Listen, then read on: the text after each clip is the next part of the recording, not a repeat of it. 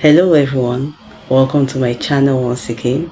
I'm always glad to have you here, and you know that. So today we'll be taking a look at parts of speech, and by parts of speech we basically make reference to nouns, pronouns, verbs, adverbs, conjunctions, prepositions. Today we are going to be taking a look at them one after the other. Now, what is a noun? A noun is a naming word, or could better be described as the name of a person, animal, place, thing, idea, or concept. Yes, it's very important to include idea and concept in the second definition, or else you won't be able to capture the nouns in English. Now, examples of these nouns include John, the name of a person; book, the name of a thing; cat, the name of an animal; Lagos, the name of a place; freedom, love, peace, the names of idea or concepts, right? Now let's take pronouns. What are pronouns? Pronouns are words used instead of nouns. That means if I don't want to use a noun, I'll rather use a pronoun. So instead of saying Femi is my brother, I will say he is my brother. Or instead of saying Jake is my colleague, I will say he is my colleague. So understand that whenever we do not want to use a noun, we rather use what? A pronoun. Now let's take verbs. What are verbs? Verbs are action words. They are also words that help us to know the tense of a sentence, and they are words that also help us to know whether a subject is singular or plural, or whether subjects are singular or plural. Now, examples of verbs basically include was, is, am, shall, should, can, could, might. These range of verbs are called auxiliary verbs.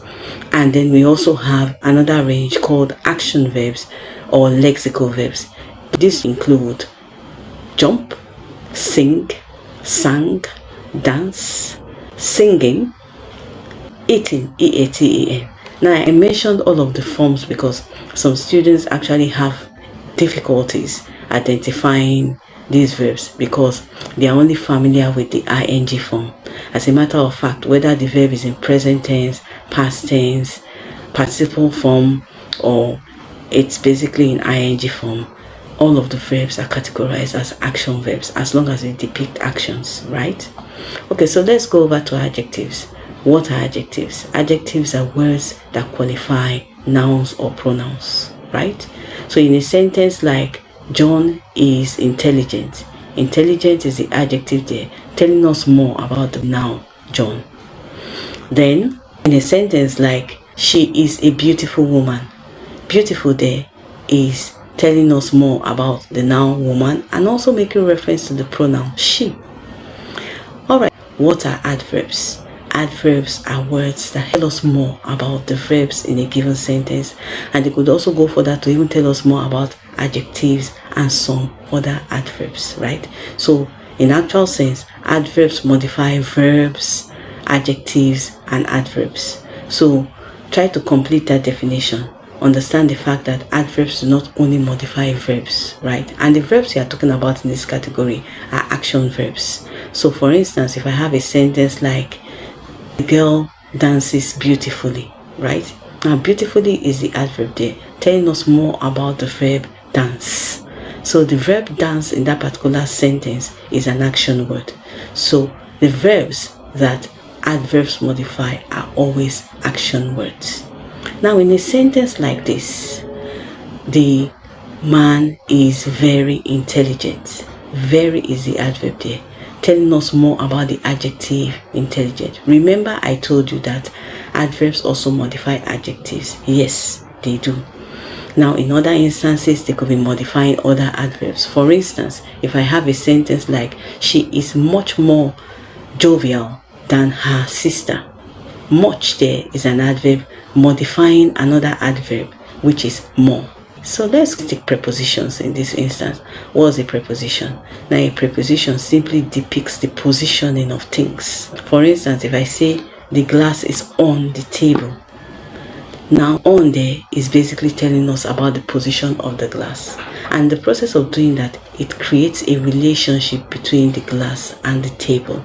So prepositions depict the positioning of things, and also in the process of depicting the position of things or positioning of things, they create a relationship between the two things. And in some instances, it could even go beyond two things. We can have three things, having a relationship in a given sentence. Alright, so let's go over to conjunctions. What are conjunctions? Conjunctions are basically words that join words, phrases, and sentences at varying points in time. John and Mary. The word John is being joined to Mary with the use of the conjunction and. Eating a pie and dancing in the hall. Eating a pie is a phrase. Dancing in the hall is another phrase, and it is joined with the conjunction and.